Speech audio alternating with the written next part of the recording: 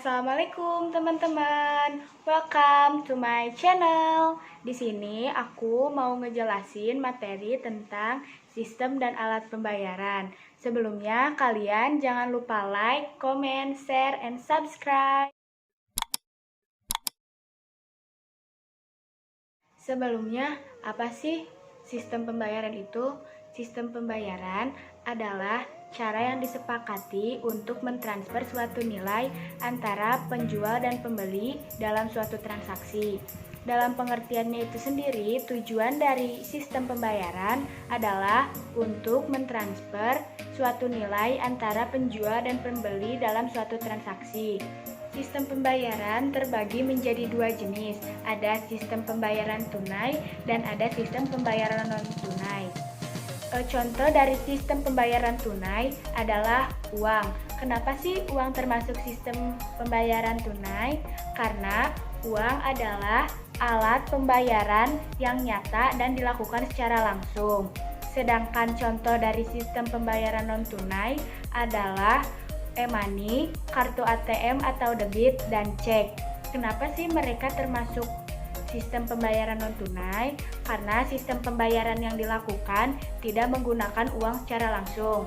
Mereka menggunakan alat tersebut sebagai pengganti uang dalam sistem pembayaran. Pun komponen-komponen yang membentuk sistem pembayaran. Yang pertama, ada alat pembayaran atau payment instrument, contohnya uang sebagai sistem pembayaran tunai dan kartu ATM atau debit sebagai sistem pembayaran non-tunai. Yang kedua, ada sistem pembayaran yang memproses berbagai instrumen pembayaran atau interbank fund transfer system. Contohnya ada cek yang berbasis kertas dan e-money yang berbasis elektronik. Yang ketiga, ada lembaga yang memproses sistem pembayaran atau payment system operator. Contohnya adalah Bank Indonesia. Yang keempat, ada saluran pembayaran atau delivery channel. Contohnya kartu ATM dan debit.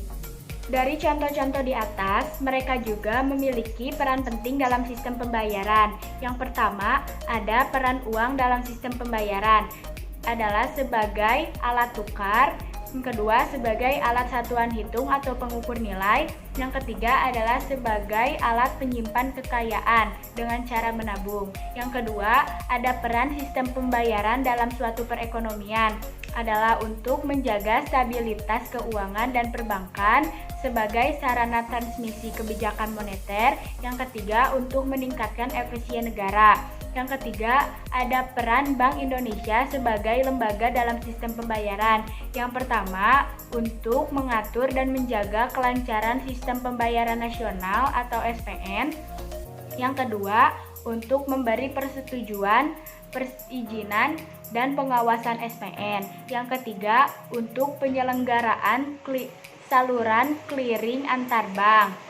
Yang terakhir, ada peran kartu ATM atau debit sebagai saluran pembayaran, adalah untuk memudahkan dalam hal pembayaran dan simpel untuk dibawa karena ukurannya yang praktis. Dalam sistem pembayaran juga ada resikonya. Yang pertama adalah sistem transfer dana elektronik tergantung pada keadaan jaringan komunikasi. Yang kedua, terjadinya kejahatan yang dilakukan secara double swipe dan penggandaan kartu kredit. Seperti contoh kasus yang saya ambil adalah tentang keamanan layanan finansial atau kartu kredit. Hingga saat ini, pasti masih banyak orang yang menggunakan kartu kredit sebagai alat transaksi atau alat pembayaran. Dan kejahatan kartu kredit pun masih banyak dan masih marak kita temui.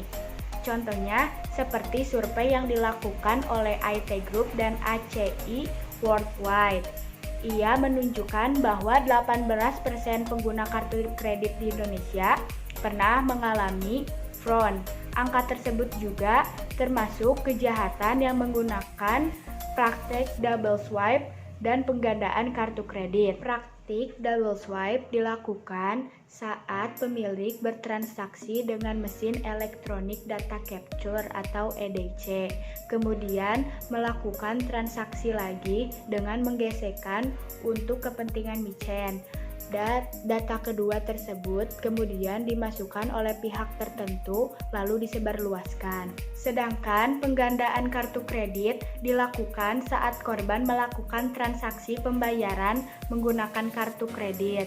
Korban menyerahkan kartunya kepada pelayan yang menangkap sebagai pelaku kejahatan. Kemudian, pelaku menggesekkan kartu kredit 2 kali ke EDC dan skimmer, lalu pelaku menggandakan kartu kredit berbekal data dari skimmer dan digunakan untuk bertransaksi. Hal itu terjadi karena kurangnya kesadaran masyarakat terhadap kartu kredit. Jadi, segitu aja materi tentang sistem dan alat pembayaran dari saya. Sekian dan terima kasih. Wassalamualaikum warahmatullahi wabarakatuh.